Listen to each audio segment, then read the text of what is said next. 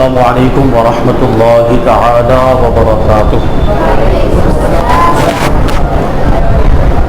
نحمده ونصلي ونسلم على رسوله الكريم،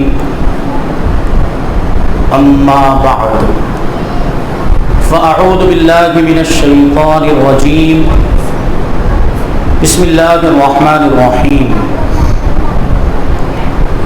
ان اکرمکم عند اللہ اتقاکم، صدق اللہ العظیم۔ آئیے ہم اور آپ اپنے دستور کے مطابق سب سے پہلے حضور سرور کائنات، فخر موجودات، باعث تخلیق کائنات، احمد مجتبی محمد مصطفیٰ صلی اللہ علیہ وسلم کی مقدس بارگاہ میں درود و سلام کا ہدیہ پیش کریں اور پڑھیں، اللہم صلی علی سیدنا و مولانا محمد معدن الجود والکرم وآلہ الکرام وابنہ الکریم وبارک وسلم صلاۃ و سلاما علیک یا رسول اللہ صلی اللہ تعالی علیہ وسلم۔ سب سے پہلے تو ہم اعتکاف کی نیت کر لیں، چونکہ ہم سب مسجد میں حاضر ہیں۔ میں پڑھاتا ہوں، ویسے پڑھیں گے۔ الصلاۃ والسلام علیک یا رسول اللہ وعلی آلک واصحابک یا نبی اللہ، بسم اللہ دخلت وعلیہ توکلت ونویت سنت الاعتکاف۔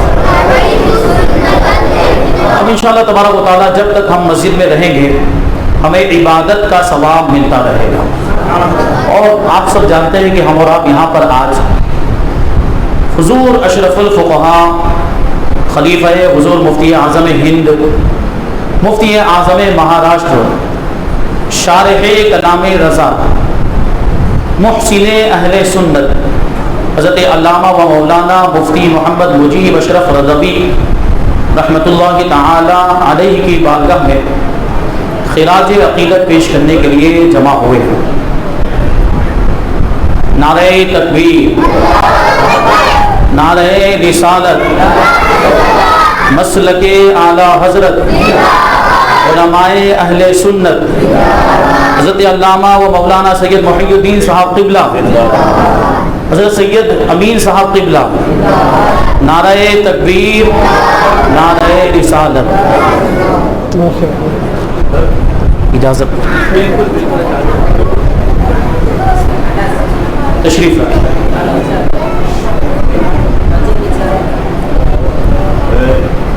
حضور اشرف الفقہاء رحمۃ اللہ تعالی علیہ کی شخصیت صورت والوں کے لیے محتاج تعارف نہیں۔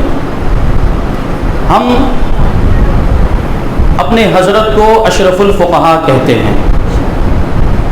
یہ اشرف الفقہاء کا لقب آپ کو کہاں سے ملا، کیسے ملا؟ تو یہ بات ہے 23 فروری 2008 کی، جمشید پور میں حضور قائد اہل سنت حضرت علامہ ارشد القادری رحمۃ اللہ تعالی علیہ کا چھٹا عرس تھا۔ اس موقع پر علماء و مشائخ کی موجودگی میں حضور اشرف الفقہاء کو قائد اہل سنت ایوارڈ سے بھی نوازا گیا، اور اشرف الفقہاء کے تکریمی خطاب اور لقب سے بھی نوازا گیا۔ اشرف الفقہاء کا مطلب کیا ہوتا ہے، اس پہ بھی غور کرنے کی ضرورت ہے۔ اشرف مانے بہت زیادہ شرافت والا، بہت زیادہ فضیلت والا، اور فقہاء یہ فقیہ کی جمع ہے۔ فقیہ کا مطلب ہوتا ہے جو دین، مسائل دین اور احکام شرعیہ کا جاننے والا ہو، جو علم فقہ کا ماہر ہو، اسے فقیہ کہا جاتا ہے۔ فقیہ ایک وچن ہے، واحد ہے، اور فقہاء اسی کی جمع ہے، فقہاء بہوچن ہے۔ تو اب اشرف الفقہاء کا مطلب کیا ہو گیا؟ اشرف الفقہاء کا مطلب ہوا کہ تمام فقیہوں میں جو سب سے زیادہ شرافت اور فضیلت رکھتا ہے، یہ حضور اشرف الفقہا کی شان ہے.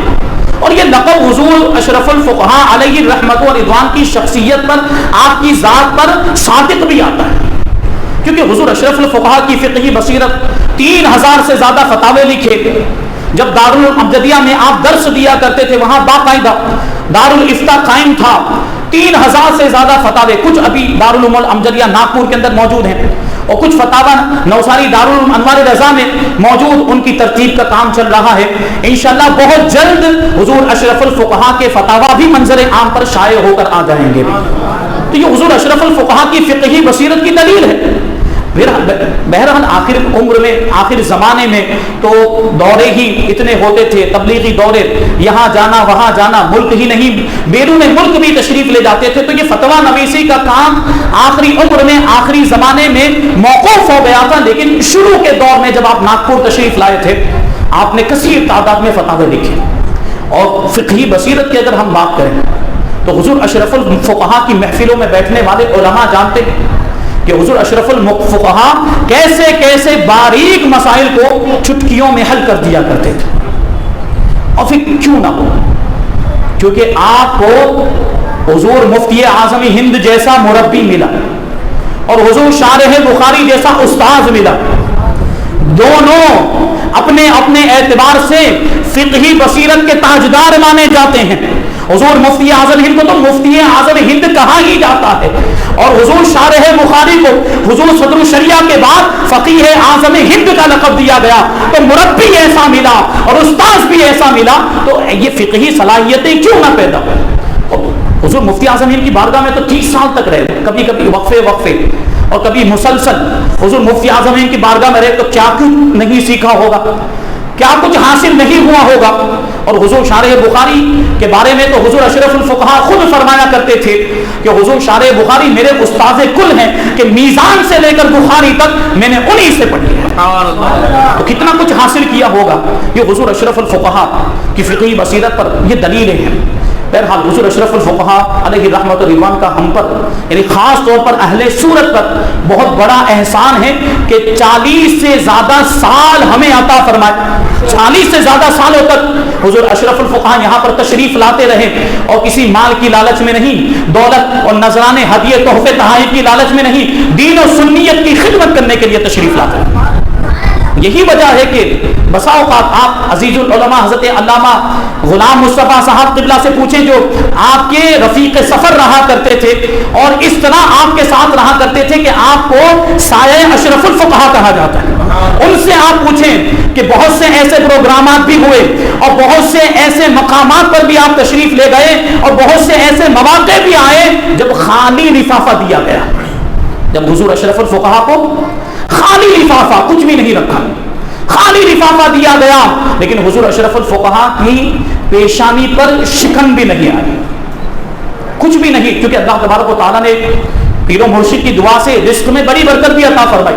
حضور مفتی اعظم نے جو آپ کو 2 دعائیں دی تھی بچپنے میں ہی، پہلی ملاقات میں جب حضور مفتی اعظم گھوسی تشریف لائے تھے، آپ کے والد ماجد لے کر پہنچے تھے، اس وقت حضور مفتی اعظم نے دعا کی تھی. آپ کے والد ماجد نے کہا کہ یہ غلام زادہ مجیب اشرف ہے، حضرت علامہ غلام یزدانی صاحب کا بھانجا ہے. حضرت علامہ غلام یزدانی صاحب حضور اشرف الفقہا کے ماموں جان، جو اس وقت مظہر اسلام بریلی شریف میں پڑھایا کرتے تھے، وہاں کے شیخ الحدیث تھے، جو حضور مفتی اعظم ہند کا قائم کردہ ادارہ. تو حضور مفتی اعظم حضرت علامہ غلام یزدانی صاحب کو جانتے تھے، اس لیے تعارف میں ان کا نام پیش کیا گیا کہ یہ غلام زادہ مجیب اشرف ہیں، یہ حضرت رئیس الازکیاء غلام یزدانی صاحب کا بھانجا ہے. حضرت اس کے لیے دعا فرمائے. حضور مفتی اعظم نے اس وقت 2 دعائیں حضور اشرف الفقہا کو عطا فرمائی تھی. کہا کہ اللہ تبارک و تعالی اس بچے کو علم نافع عطا فرمائے اور رزق واسع عطا فرمائے. اور علم نافع تو کیسا، عالم تو کیسے کہ صرف عالم نہیں، اللہ تبارک و تعالیٰ نے پیر و مرشد کی دعا کی برکت سے آپ کو عالم گر بنایا تھا. آپ عالم نہیں، عالم بنانے والے تھے، اس لیے آپ کو استاذ العلماء بھی کہا جاتا ہے. اور رزق واسطے بھی اللہ تبارک و تعالیٰ نے آپ کو عطا فرمایا کہ 2 میڈیکل اسٹور ناگپور میں آپ کے چلتے تھے، تو آپ کو نذرانوں کی اور ہدیوں کی ضرورت نہیں تھی، تحفے تحائف کی ضرورت نہیں تھی، پہلے سے طے نہیں کیا جاتا تھا. حضرت عزیز العلماء سے آپ پوچھیں کہ جب بھی فون آتا کوئی بھی پوچھتا حضرت کی تاریخ کیا چاہیے، پروگرام رکھنا ہے، نذرانہ کیا ہوگا، ہدیہ کیا ہوگا، تو حضرت علامہ غلام مصطفیٰ صاحب کو حضور اشرف الفقہا کی طرف سے یہ ہدایت تھی، خبردار کبھی بھی نذرانہ طے نہیں کرنا. اور علامہ غلام مصطفیٰ صاحب یہی جواب دیتے تھے کہ نہیں، یہاں پر کچھ مانگا نہیں جاتا، یہاں پر جو کچھ بھی طے نہیں کیا جاتا، جو کچھ بھی دے دیا جاتا ہے، پیش کیا جاتا ہے، قبول فرما لیتے ہیں تحفے کے طور پر. یہ حضور اشرف الفقہا کی زندگی ہے، یہ علماء کرام کے لیے آئیڈیل ہے، علماء کرام کے لیے مشعل راہ ہے. حضور اشرف الفقہا کی زندگی، وہ نذرانے طے نہیں کرتے، یہ آپ کا خلوص. اور خالی لفافے دیے گئے، آج کے علماء میں سے کوئی ہوتا الا ماشاء اللہ تو دوسری مرتبہ وہاں پر جاتا ہی نہیں جہاں پہ خالی لفافہ دیا گیا ہو، لیکن دوبارہ بلایا گیا بغیر کسی جھجک، بغیر کسی تکلف کے تشریف لے گئے. آخرکار ان کو غلطی کا احساس ہوا، معافی بھی مانگی، معذرت بھی کی، اور یہ اعتراف کیا کہ حضرت ہم نے آپ کو آزمانے کے لیے خالی لفافہ دیا تھا. اور حضور اشرف الفقہا اس آزمائش میں کھڑے اترے. یہ حضور اشرف الفقہا کہ دین و سنیت کی خدمت کے لیے جہاں تشریف لاتے تھے الحمدللہ. اور دین و سنیت کیا ہے، مسلک اعلیٰ حضرت کیا ہے، یہ حضور اشرف الفقہا نے ہمیں بتایا. یہ حضور اشرف الفقہا اور حضور مفسر قرآن کی خدمات کا نتیجہ ہے جو یہ سنت کی بہاریں، سنیت کی بہاریں ہم دیکھ رہے ہیں. اور یہ سنیت کا چمن جو لہرا ہے یہ حضور اشرف الفقہا اور حضور مفسر قرآن کی محنتوں کا نتیجہ ہے. تو یہ بے لوث خدمات ان بزرگوں نے انجام دی. حضور اشرف الفقہا اللہ تبارک و تعالیٰ نے کیسا مقام و مرتبہ عطا فرمایا. آپ عزیز العلماء علامہ غلام مصطفیٰ صاحب کو دیکھیں، کتنی پھرتی، مشین کی طرح کام کرتے ہیں. اللہ تبارک و تعالیٰ نے ایسا حوصلہ اور ایسا جذبہ عطا فرمایا، یہ بھی حضور اشرف الفقہا کا فیضان ہے. اسی لیے تو ہم علامہ غلام مصطفیٰ صاحب کو کیا کہتے ہیں؟ حضور اشرف الفقہا کی چلتی پھرتی کرامت. اور ہے، اور یہ سارا فیضان حضور اشرف الفقہا کا، کہ حضور اشرف الفقہا کی زندگی میں بھی آپ دیکھیں وقت کی پابندی، اور اللہ تبارک و تعالیٰ نے صحت و توانائی بھی ایسی عطا فرمائی کہ حضور اشرف الفقہا کو، ہمارے حضرت کو کوئی بڑی بیماری نہیں تھی، کوئی دائمی بیماری نہیں تھی، کوئی لمبی بیماری نہیں تھی. نارمل بیماریاں تو سب کو ہوتی ہے، بخار زکام وغیرہ، لیکن کوئی دائمی یا کوئی لمبی بیماری حضور اشرف الفقہا کو نہیں تھی. اللہ تبارک و تعالیٰ نے ایسی تندرستی، 80 سال کی عمر میں بھی ادھر دوڑتے، کبھی ادھر جاتے، کبھی وہاں پروگرام کے لیے پہنچے، کبھی وہاں ملک کے مختلف علاقوں میں، بلکہ 80 سال کی عمر میں بیرون ملک بھی دین و سنیت کی خدمت کے لیے تشریف لے جایا کرتے تھے. اسی لیے تو سرکار امین ملت فرمایا کرتے تھے کہ اگر کسی کو 80 سال کا نوجوان دیکھنا ہو تو وہ مفتی مجیب اشرف کو دیکھے. حضور اشرف الفقہا ہیں جس نے حضور عزیز العلماء کے اندر بھی وہ اسپرٹ ڈال دی، وہ روحانیت ڈال دی کہ ہم دیکھتے ہیں کہ 37 سال سے وہ بندہ نوساری سے اپ ڈاؤن کرتا ہے، سورت اور نوساری اپ ڈاؤن کرتا ہے. ہم 3 سال سے اپ ڈاؤن کرتے، 3 سال مکمل بھی نہیں ہوئے، ہم خود کبھی کبھی تھک جاتے ہیں، کبھی بیمار پڑ جاتے ہیں، لیکن علامہ غلام مصطفیٰ صاحب قبلہ یہ 37 سال سے اپ ڈاؤن کر رہے ہیں. سوچیں آپ، یہ کیا ہے؟ یہ روحانیت نہیں تو کیا ہے؟ یہ حضور اشرف الفقہا کا فیضان نہیں ہے تو اور کیا ہے؟ حضور اشرف الفقہا نے یہ اسپرٹ علامہ غلام مصطفیٰ صاحب قبلہ کے اندر پیدا فرمائی، تبھی تو ایسا دین کا قلعہ قائم ہوتا ہے. اس طرح خدمت کرنی پڑتی ہے، اس طرح محنت کرنی پڑتی ہے، تب جا کے یہ اتنا بڑا ادارہ اور مدرسہ قائم ہوتا ہے. آپ دیکھیں تو علامہ غلام مصطفیٰ صاحب قبلہ جسم و جسامت کے اعتبار سے پتلے دبلے، کوئی دیکھے تو کیا کہے گا ان سے کیا کام ہونے والا ہے، لیکن حضور اشرف الفقہا کی نگاہیں دور اندیش دیکھ رہی تھی کہ غلام مصطفیٰ یہ ایسا نہیں کہ ادارہ چلا سکتا ہے بلکہ ادارے کو ترقی پر بھی لے جا سکتا ہے. یہ حضور اشرف الفقہا کا فیضان ہی ہے کہ حضرت علامہ غلام مصطفیٰ صاحب قبلہ نے اپنے خلوص و للاجت اور اپنی محنت و مشقت کے ذریعے آج نوساری میں جو وہابیوں کا بد مذہبوں کا گڑھ تھا وہاں اتنا بڑا قلعہ قائم کر دیا. حضور اشرف الفقہا بھی وقفے سے تشریف لاتے اور رہنمائی فرماتے رہتے تھے. یہ حضور اشرف الفقہا کا فیضان کہ حضرت علامہ غلام مصطفیٰ صاحب قبلہ اس طریقے سے اتنا بڑا ادارہ چلا رہے ہیں، یہ حضور اشرف الفقہا کی کرامت ہے. اور پھر یہ تربیت ہے حضور اشرف الفقہا کی، ایسی تربیت کہ علامہ غلام مصطفیٰ صاحب بھی آج اس طرح دوڑتے ہیں، مشین کی طرح کام کرتے ہیں. تو سرکار امین ملت صاحب نے حضور اشرف الفقہا کے بارے میں جو جملہ کہا تھا کہ کسی کو 80 سال کا نوجوان دیکھنا ہو تو مفتی مجیب اشرف کو دیکھے، تو ہم اسی طرح کا جملہ علامہ غلام مصطفیٰ صاحب قبلہ کے بارے میں بولتے ہیں کہ کسی کو 60 سال کا نوجوان دیکھنا ہو تو وہ مولانا غلام مصطفیٰ صاحب کو دیکھے. یہ اسپرٹ ہے. یہ کہاں سے آئی؟ یہ حضور اشرف الفقہا کا فیضان. بہرحال حضور اشرف الفقہا کی بھی شان، وقت کی پابندی، نمازوں کی پابندی، تقویٰ، پرہیزگاری، خلوت ہو یا جلوت ہو، شریعت کا دامن کبھی بھی ہاتھ سے نہیں چھوٹتا. سفر میں بھی نمازوں کی پابندی. سفر میں نماز کا وقت آتا، اسٹیشن آنے والا ہوتا نماز کے وقت میں، ٹرین کے اندر ہی وضو کر کے پہلے سے تیار رہتے تھے حضور اشرف الفقہا. اور جیسے ہی اسٹیشن پر ٹرین رکتی، اگرچہ 2 منٹ کے لیے رکتی، اترتے، نماز ادا کرتے اور بڑے اطمینان کے ساتھ. ایسا نہیں کہ افراتفری کا ماحول، جلدی جلدی پڑھ لی، نہیں، بڑے اطمینان کے ساتھ. اور یہ بارہا دیکھا گیا ہے کہ حضور اشرف الفقہا جب تک سلام نہیں پھیر لیتے تھے وہاں تک ٹرین چالو نہیں ہوتی تھی. یہ بارہا کا مشاہدہ ہے. آپ تشریف لے آتے، ٹرین میں بیٹھ جاتے، پھر ٹرین اپنا وشل بجاتی، سیٹی بجاتی اور چلنے لگ جاتی. ایک مرتبہ آپ سفر کر رہے تھے ٹرین میں ہی، اور اتفاق سے آپ کی جو سیٹ تھی وہ اوپر والی سیٹ. اب 70 سال اس وقت کی بات ہے جب 70 سال سے زیادہ آپ کی عمر تھی. 70 سال کا بوڑھا بھی اوپر کیسے چڑھ پائے گا؟ چڑھنے اترنے میں پریشانی ہوگی. لیکن حضور اشرف الفقہا نے کوئی شکایت نہیں کی اور برتھ کو چینج بھی نہیں کروایا کہ نیچے والا دے دیا جائے، نہیں، بلکہ حضور اشرف الفقہا اوپر جا کر تشریف فرما ہوئے. اور 70 سال تو آپ جانتے ہوں گے کہ 70 سال سے زیادہ کی، بلکہ 60 سال سے زیادہ کی عمر ہو جائے کون سا ٹکٹ بنتا ہے؟ سینئر سٹیزن والا ٹکٹ بنتا ہے. تو آپ کا وہی ٹکٹ تھا. لیکن حضور اشرف الفقہا کی شان، روحانی طاقت کا عالم یہ تھا کہ ہر نماز کے وقت آپ اوپر سے نیچے تشریف لاتے تھے، وضو کر کے نماز ادا کرتے، پھر واپس اوپر تشریف لے جاتے تھے.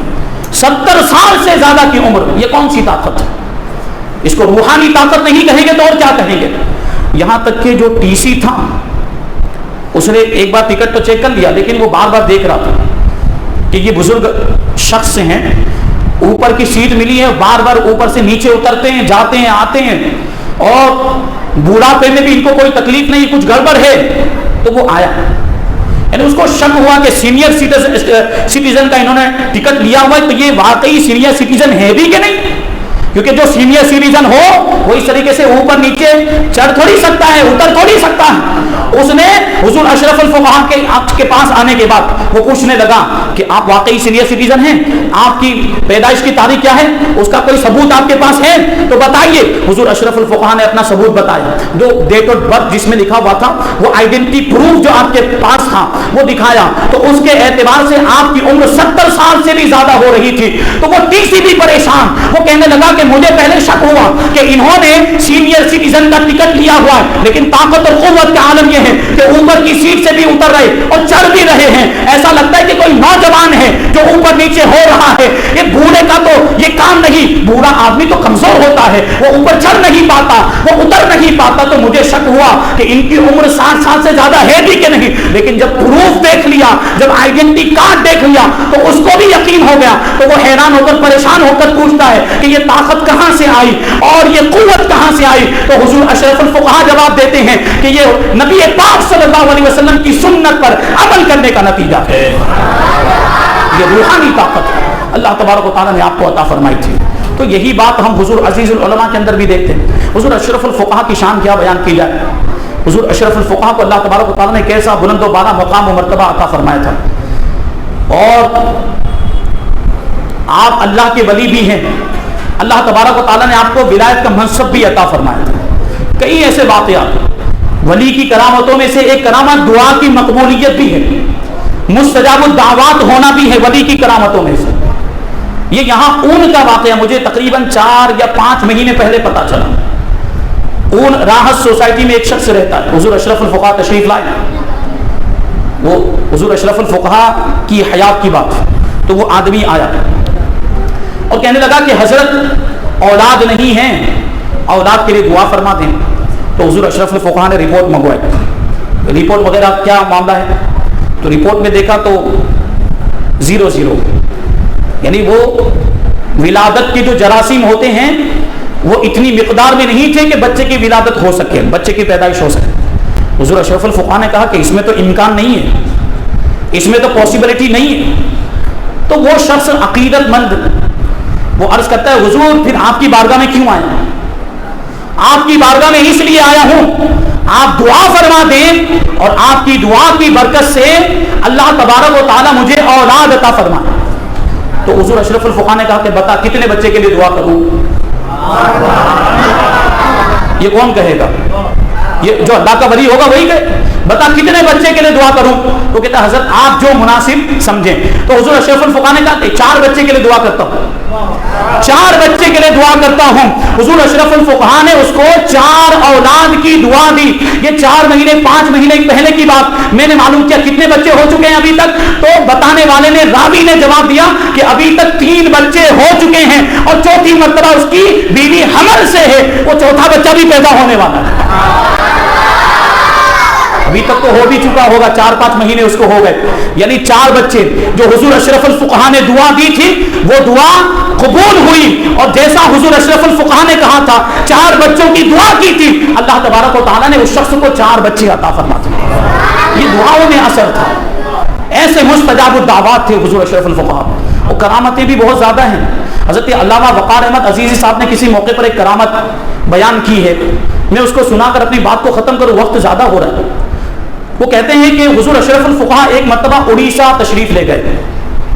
تو اڑیسہ میں جہاں فلائٹ کے ذریعے آپ اترے وہاں سے 70 یا 80 کلومیٹر دور ایک گاؤں میں پروگرام تھا.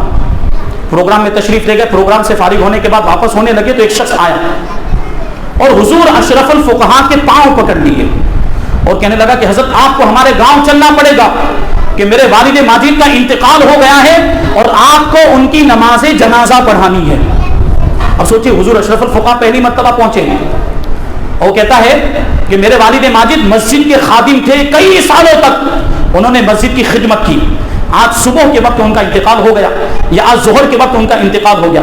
اور ظاہر سی بات پروگرام رات میں ہوتا ہے تو صبح کے وقت انتقال ہوا, رات تو کافی دیر ہو جاتی. تو حضور اشرف الفقہاء ناراض ہوئے اور ارشاد فرمائے کہ اتنی دیر انتظار کیوں کیا؟ نماز جنازہ پڑھ کے دفن کر دیا ہوتا. اتنی دیر تک کیوں رکھا تم نے میت کو اور نماز جنازہ کیوں ادا نہیں کی گئی؟ تو وہ آنے والا شخص جواب دیتا ہے کہ حضرت معاملہ یہ ہے کہ کچھ دن پہلے غالباً 8 دن یا 10 دن پہلے کی بات کہ ہماری بستی میں ایک شخص وہ کھیتی باڑی میں کھیتی کو کاٹ رہا تھا. دراتی لے کر ہنسیا, وہ دھاریا بولتے ہیں ہمارے یہاں پہ, وہ دھاریا لے کر کھیتی کو کاٹ رہا تھا. وہ کھیتی کاٹتے کاٹتے فصل کاٹتے کاٹتے بیچ میں ایک خطرناک سانپ آ گیا اور وہ بھی کٹ گیا. وہ سانپ بھی کٹ گیا. اب تھوڑی دیر گزری تھی, وہ شخص غائب ہو گیا, مل ہی نہیں رہا جس نے کاٹا تھا. لوگوں نے تلاش کیا, ڈھونڈنے کے بعد اس کو لائے گئے. ڈھونڈنے کے بعد اس شخص کو لایا گیا تو وہ کچھ نہ کچھ بڑبڑ کر رہا تھا, بک رہا تھا. تو امام صاحب کو بلایا گیا اور امام صاحب نے آ کر اس کو پوچھا تم کون ہو؟ تو اس کے اندر اس کے اوپر جنات حاوی ہو گیا تھا. پوچھا کہ کیا معاملہ ہے, کیوں اس شخص کو پریشان کر رہے؟ تو اس کے اوپر جو جنات حاوی ہوا تو اس نے جواب دیا کہ یہ جو کھیت میں گیا تھا اور کھیت میں جو یہ فصل کاٹ رہا تھا اور اس میں جو سانپ کٹ گیا وہ سانپ نہیں تھا بلکہ جنات تھا اور ہمارے درمیان وہ رہتا تھا, ہمارا رشتہ دار تھا. تو اس نے ہمارے ساتھی کو مار دیا, اس نے ہمارے ساتھی کو قتل کر دیا. تو امام صاحب نے جواب دیا کہ پھر اس کو سانپ کی شکل میں آنے کی کیا ضرورت تھی؟ اگر وہ جنات تھا تو سانپ کی شکل میں کیوں آیا؟ تو وہ پھر جو جنات حاوی اس نے کہا کہ ہم اسی بستی میں رہتے ہیں, ہم اسی آبادی میں رہتے ہیں, آج سے پہلے ہم نے کسی کو پریشان نہیں کیا اور اب بھی ہم وعدہ کرتے ہیں کہ آگے بھی ہم کسی کو پریشان نہیں کریں گے. آپ ہمارے ساتھ چلیں گے.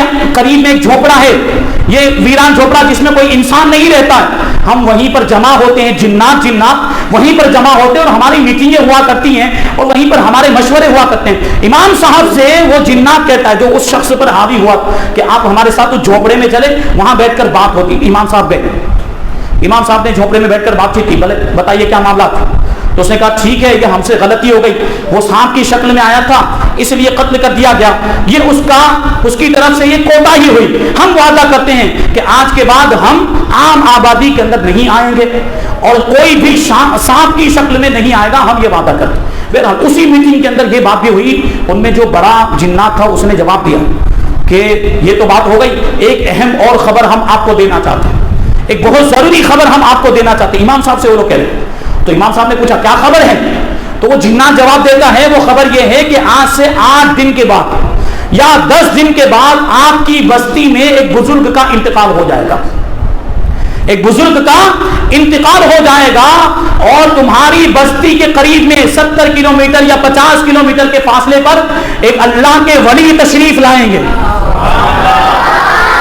ایک اللہ کے ولی تشریف لائیں گے، اور وہ جب تشریف لائیں تو ان کو بلا کر لانا، اس بزرگ کی نماز جنازہ وہی پڑھائیں گے جو علم میں، جو عمل میں، جو تقوی و پرہیزگاری میں اور جو حسن و جمال میں باکمال ہوگا، جس کے چہرے سے نورانیت جھلک رہی ہوگی، وہ اللہ کا ولی آئے گا تمہارے گاؤں کے قریب، اور اس اللہ کے ولی کو لے کر آنا، اور یہ تمہارے گاؤں میں جو بزرگ انتقال کر جائیں اس کی نماز جنازہ وہی پڑھائیں گے۔ تو یہ پہنچے ہوئے تھے حضور اشرف الفقہا کا تذکرہ سن کر، اور جنات نے جو جو نشانیاں بتائی تھی وہ ساری نشانیاں اس نے حضور اشرف الفقہا کے اندر دیکھی، تو اس نے پاؤں پکڑ لیے کہ آپ کے علاوہ وہ شخص کوئی اور ہو نہیں سکتا، جنات نے جن کے بارے میں خبر دی وہ آپ ہی ہیں، آپ تشریف لائیں اور میرے والد ماجد کی نماز جنازہ پڑھا دیں۔ آپ کو واپسی میں دیر ہو رہی تھی، فلائٹ کا ٹائم بھی ہو رہا، بنگلور جانا تھا، لیکن اس کے باوجود حضور اشرف الفقہا اس گاؤں میں تشریف لے گئے، نماز جنازہ پڑھائی، پھر واپس آئے، فلائٹ لے کر بنگلور پہنچ گئے۔ بتانا یہ چاہتا ہوں،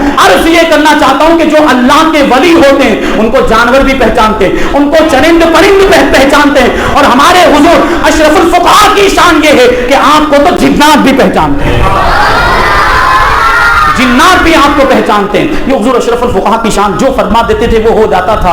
حضرت مفتی اشرف رضا صاحب قبلہ نے یہ بات بتائی ہے ایک موقع پر کہ حضور اشرف الفقہا پوربندر تشریف لائے تھے، اس وقت قریب ہی میں خلیفہ حضور مفتی اعظمین حضرت نور محمد معرفانی صاحب قبلہ کا انتقال ہوا تھا، جو جوناگڑھ میں رہتے تھے، ان کا مزار پاک بھی وہیں پر ہے۔ تو حضور اشرف الفقہا نے کہا کہ خلیفہ مفتی اعظم ہند حضرت نور محمد معرفانی صاحب کا انتقال ہوا ہے تو تعزیت کے لیے جوناگڑھ چلتے ہیں۔ تو حضور اشرف الفقہا اور حضرت مفتی اشرف رضا برہانی صاحب قبلہ یہ دونوں جوناگڑھ پہنچے۔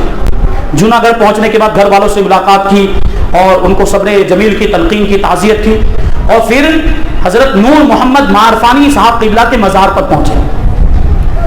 تو چند مہینے ہی گزرے تھے ان کے انتقال کو، لیکن مزار بن کے تیار ہو گیا تھا، مزار بڑا شاندار، وہ مزار میں نے بھی دیکھا، وہ میں بھی گیا ہوں جوناگڑھ، تو بڑا شاندار مزار تیار ہو گیا تھا۔ تو حضور اشرف الفقہا نے مفتی اشرف صاحب قبلہ سے فرمایا کہ مولانا صاحب آپ کے گجرات میں مزار بہت جلدی بن جاتا ہے، آپ کے گجرات میں مزار بہت جلدی تعمیر ہو جاتا ہے، یاد رکھیں کہ ہم تو عام قبرستان میں دفن ہوں گے۔ یہ آج سے 15 سال پہلے کی بات تقریباً، یہ حضور اشرف الفقہا نے کیا فرمایا تھا اس وقت، ہمارا مزار نہیں بنے گا، ہم تو عام قبرستان میں دفن ہوں گے۔ یہ اللہ کے ولی کے الفاظ ہوتے ہیں، یہ اللہ کے ولی کے جملے۔ حضور اشرف الفقہا کا انتقال ہوا، آپ کا وصال ہوا، لوگ سوچ رہے یہاں دفن کیا جائے، وہاں دفن کیا جائے، یہاں جگہ مل جائے، وہاں جگہ مل جائے، یہاں اچھے سے مزار بن جائے گا، وہاں اچھے سے مزار بن جائے گا۔ اور زندگی میں بھی، آخری ایام میں بھی مولانا غلام مصطفیٰ صاحب قبلہ بار بار کہتے رہتے تھے حضور وصیت فرما دیں، حضور وصیت فرما دیں مزار شریف کے لیے اور آخری آرام گاہ کے لیے وصیت فرما دیں، لیکن آخری عمر تک حضور اشرف الفقہا نے کوئی وصیت نہیں فرمائی، اور ایسے موقع پر انتقال ہوا اور وصال ہوا، ماحول ہی ایسا تھا کہ مزار تعمیر ہی نہیں ہو سکتا تھا، آخر کار مجبور ہو کر عام قبرستان میں حضور اشرف الفقہا کو دفن کرنا پڑا۔ حضور اشرف الفقہا نے جو بات 15 سال پہلے ارشاد فرمائی تھی ہو بہو ویسا ہی ہوا، اور حضور اشرف الفقہا کے جملے اس طریقے سے صادق ہیں۔ یہ اللہ کے ولی کی زبان ہوتی ہے۔ اللہ تبارک و تعالیٰ نے ایسی شخصیت ہمیں عطا فرمائی تھی، آج ہم انہی کی بارگاہ میں خراج عقیدت پیش کرنے کے لیے جمع ہوئے ہیں۔ اللہ تبارک و تعالیٰ کی بارگاہ میں دعا کرتے ہیں کہ اللہ تبارک و تعالیٰ ہم سب کو حضور اشرف الفقہا کے فیوز و برکات سے مالا مال فرمائے، آپ کے بتائے ہوئے چلے ہوئے طریقے پر ہم سب کو چلنے کی توفیق عطا فرمائے۔ وما علینا الا البلاغ۔ السلام علیکم۔